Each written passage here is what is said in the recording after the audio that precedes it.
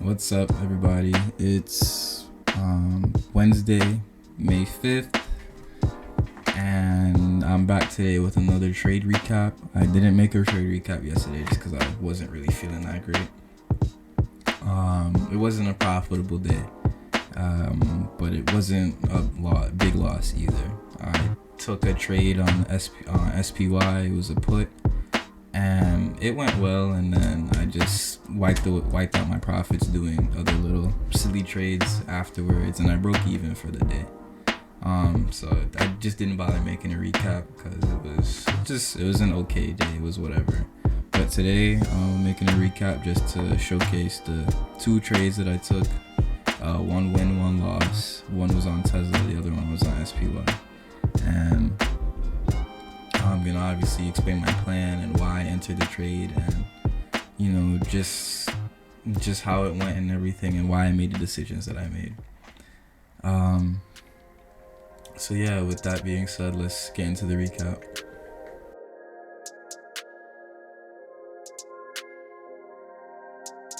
So I've been watching Tesla for quite some time, just to figure out like where I want to enter and exit trades.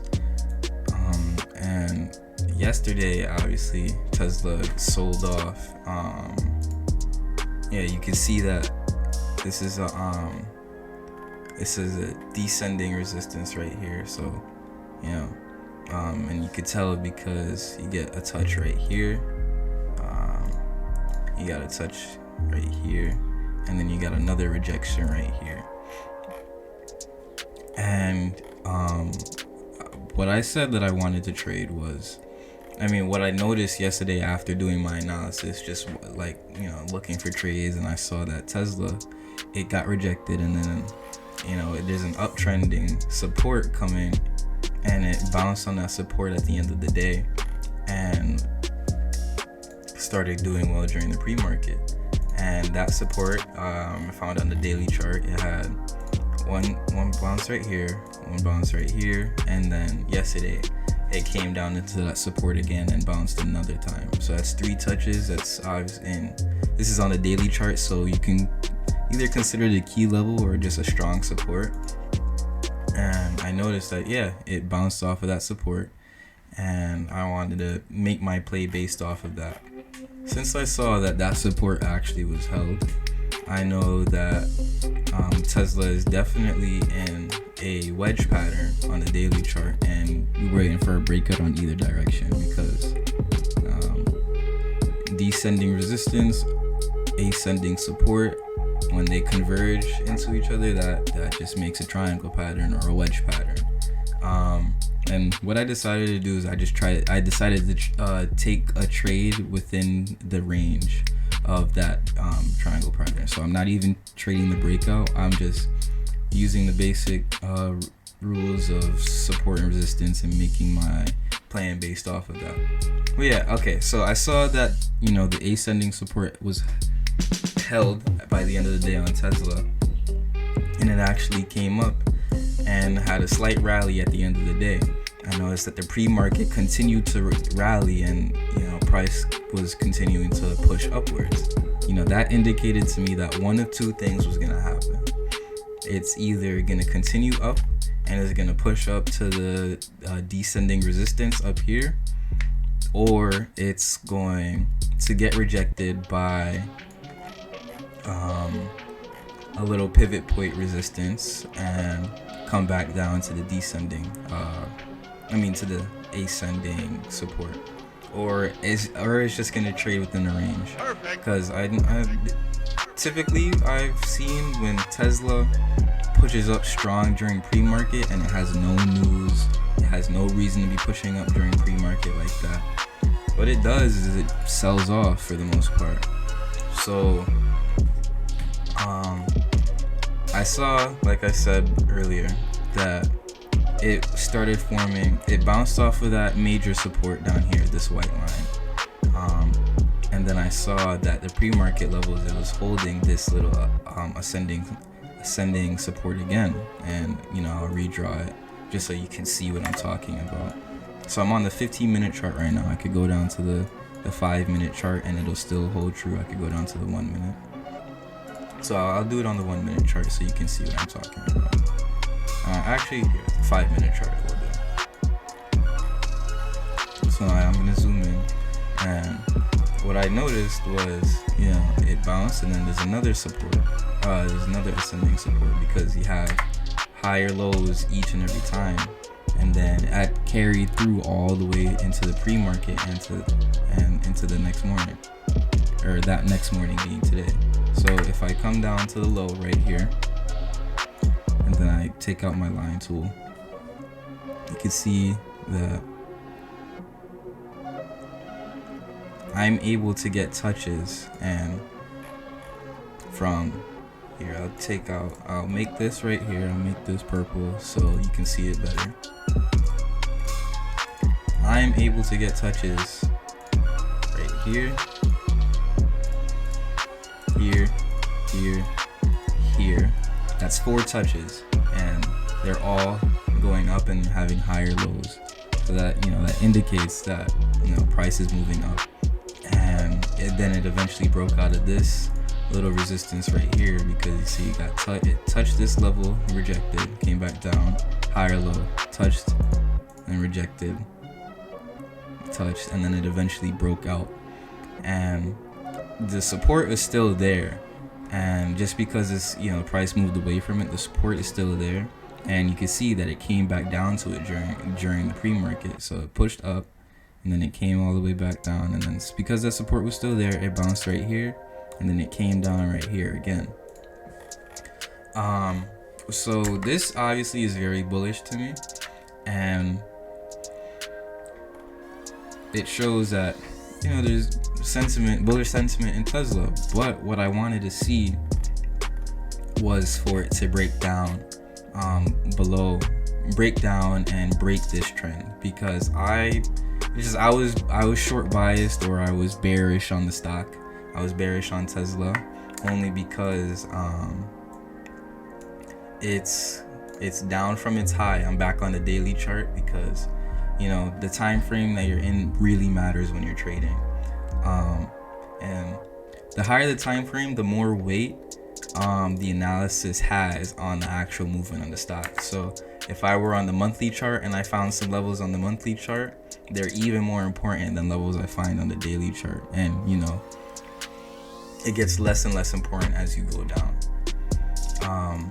So I saw that Tesla is obviously way down from its highs, and it's kind of just been weak every day. Like, it broke above this 700 level, and it couldn't really hold, and it couldn't stay up, and then it came back down.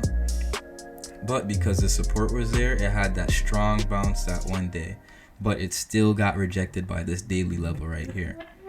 Not this daily level, this resistance right here, this downward resistance. So because of that, I was still biased on the downside, and the only way that I said I would buy calls on Tesla today was if I saw that it would continue holding this purple support that I explained and that I drew earlier. If it continued holding the support, and if it was able to break out of at least, what was that right? If it was able to break out of at least 685. If it broke out of 685, I would have taken it to 688, and I probably would have exited right here for a little scalp trade. But even then, I still wouldn't have been bullish, and I wouldn't have expected Tesla to really start moving unless it broke out of and held the 705 level and broke out of the wedge pattern that we found on the daily and we found on the 4-hour. So honestly, my plan was to either buy calls if it broke out of 685, if it broke out of 685, or if it breaks down below this trend right here. And because that, the daily trend, the bigger trend, when I do analysis on the bigger time frame, what holds more weight is the bearish side of things. So I decided that I wanted to take puts instead. So I wanted to, like I said before, I wanted to take the break of this purple trend line. So I saw during pre-market that it kept getting rejected by 685 up here, and it couldn't hold the 680 support either. And this is the support right here, because you have one touch here, you have many touches during pre-market, and it held, and then it broke down, and then you came back up, it got rejected right here, came down, broke out, and then it kind of it couldn't really hold that range. So when the actual market opened up this morning, it came down, I saw the retest, and then it broke down again, so I entered right here on this candle. That's what I did. And then once we got a strong, not really strong, but we got another candle that actually closed below this 678 right here, and closed below the purple trend line, purple uptrending support.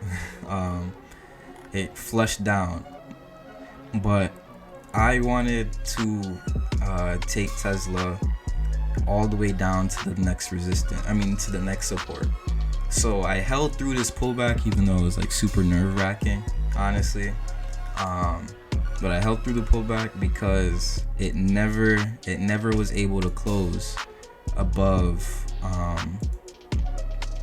676. It just kept coming up and then getting rejected. And as I'm trading, I'm watching how the candles are forming, I'm watching the volume, I'm watching this that I always talk about, the bid and the ask, and how just watching the information that is giving me. And it gave me enough information to say, okay, I'm just gonna stay, I'm not gonna get out here. And I came down, and then it eventually came down again, and I exited right on this candle right here,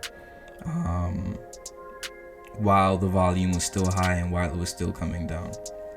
And it didn't exactly touch the support, but it comes close enough. And supports and resistances, they're more of a range rather than a specific line, and you have to remember that. So yeah, it was a good trade in my book. Because my plan was to trade the break of that resistance. Trade the break of this support right here that was formed yesterday. And I was still bearish, and I was put biased, and it played out well, and it went exactly as I planned. And to be honest, I don't really know how I could improve on this trade, except maybe buying the retest right here, buying puts on the top of the retest. But it retested a support, and then it came up. So the reason I didn't decide to buy on this support bounce right here is because what if it just bounced on the support and then continued moving upwards? I didn't want to get caught in that. So I didn't want the trade to go against me, so I just waited for more confirmation, and it paid off, and it worked well. So yeah, I bought calls right here. I don't remember the exact percent. I think it was around 12% profit on this trade. I bought a $750 call right here, and then I sold it for $840 down here. And this is also just like a textbook example of how supports and resistance work, because you see it came down to the support right here, and then you got an instant, it consolidated at support, bounced, and these are all bullish candles, just because the body of the candle is up high and the wicks are only at the bottom, and they're called bullish hammers basically. And this one right here is the biggest indication of a bullish hammer, and then these two, because they didn't close they didn't close lower, they came down, but they were still able to get pushed back up. I didn't have any more capital, so I didn't enter a trade, but this would have been a good support bounce trade. And you can see it squeezed all the way up to the nearest resistance. not the nearest resistance, but it squeezed all the way up to 685. And remember, I said earlier that 685 was actually a level that I was gonna watch the break for calls, but that didn't happen. So it got rejected by the 685, and it came all the way back down and retested this support again. And like I said, it's just a clear and textbook example of how supports and resistances work, and these would have been two easy trades right here. You could have taken the support bounce and then bought puts on the rejection of the resistance. Easy trades, but I didn't have any capital, so I didn't trade those. I just traded the break of this uptrending support, and yeah, it went well. Couldn't really ask for more. And then I took a trade on SPY, and that was a little losing trade. And it was one that I didn't need to take either.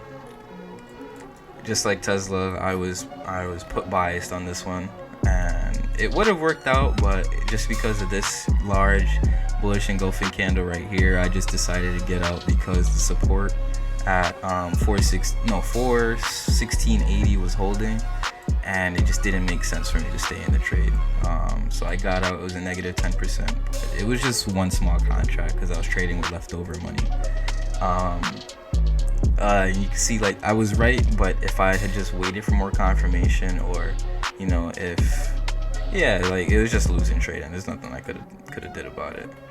But the reason I wanted to take this trade is because you could see that it came all the way down. It had a big flush down in the first 6 minutes of the morning, and typically when it kind of consolidates and makes little bits of higher lows, but it's still getting rejected by a minor resistance, what happens is it continues downwards after breaking that minor uptrend support. So that's what I wanted to trade, and it got rejected. It got rejected on this candle, but then SPY does this sometimes, but it just had a huge flush up, and I just seeing that right there was enough for me to say, all right, I'm not wasting my time. I'm just gonna get out now. And yeah, I decided to get out because it just consolidated around this area for a little bit, but it it eventually flushed down, and I would have made money on the trade if I waited, but I'm not waiting. What is this? Almost 10 minutes. No, 15 minutes. I'm not waiting almost 15 minutes for a trade that's supposed to work out, almost instantly, because I always try to enter my trades and have like near perfect entries, so as soon as I enter, it's already moving in my direction. I'm already profitable. I don't want to get caught in sideways movement. And see, again, after seeing this right here, this huge engulfing candle with slightly higher above average volume, I just cut my loss. But at the end of the day, profitable for today, and Tesla was the main trade that I took. And that was the main trade that I actually planned for, and really did good analysis on, and it worked out really well.